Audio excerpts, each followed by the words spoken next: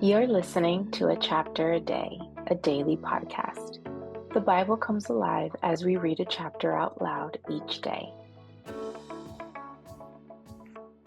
Hello, it's time for a chapter a day. Today we are reading Isaiah chapter 7. When Ahaz, son of Jotham, the son of Uzziah, was king of Judah, King Rezin of Aram and Pekah, son of Remaliah, king of Israel, marched up to fight against Jerusalem, but they could not overpower it. Now the house of David was told, Aram has allied itself with Ephraim. So the hearts of Ahaz and his people were shaken, as the trees of the forest are shaken by the wind. Then the Lord said to Isaiah, Go out, you and your son Shear-Jashub, to meet Ahaz at the end of the aqueduct of the upper pool, on the road to the launderer's field. Say to him, Be careful, keep calm, and don't be afraid. Do not lose heart because of these two smoldering stubs of firewood, because of the fierce anger of Rezin and Aram, and of the son Remaliah. Aram and Ephraim and Remaliah's son have plotted your ruin, saying, Let us invade Judah, let us tear it apart, and divide it among ourselves, and make the son of Tabeel king over it. Yet this is what the sovereign Lord says. It will not take place. It will not happen. For the head of Aram is Damascus, and the head of Damascus is only Rezin. Within 65 years, Ephraim will be too shattered to be a people. The head of Ephraim is Samaria, and the head of Samaria is only Remaliah's son.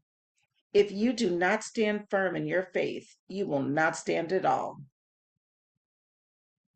There's a word. Again, the Lord spoke to Ahaz. Ask the Lord your God for a sign, whether in the deepest depths or in the highest heights. But Ahaz said, I will not ask. I will not put the Lord to the test. Then Isaiah said, Hear now, you house of David, is it not enough to try the patience of humans? Will you try the patience of my God also? Therefore, the Lord himself will give you a sign. The virgin will conceive and give birth to a son, and will call him Emmanuel. He will be eating curds and honey when he knows enough to reject the wrong and choose the right. For before the boy knows enough to reject the wrong and choose the right, the land of the two kings you dread will be laid waste. The Lord will bring on you and on your people and on the house of your father a time unlike any since Ephraim broke away from Judah. He will bring the king of Assyria. In that day, the Lord will whistle for flies from the Nile Delta in Egypt and for bees from the land of Assyria.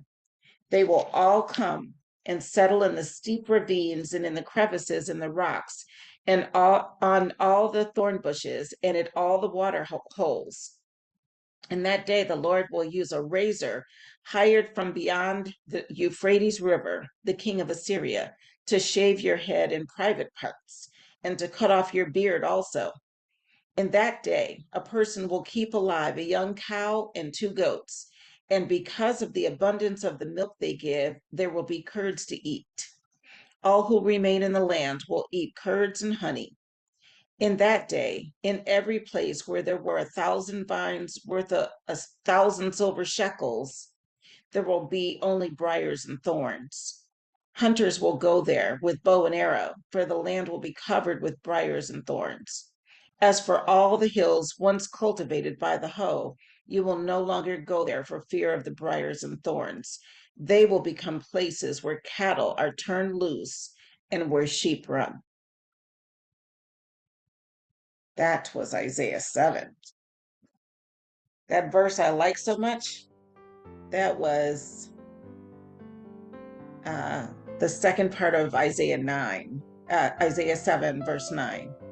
If you do not stand firm in your faith, you will not stand at all. Now, that's a whole word right there. I'll see you tomorrow for a chapter day.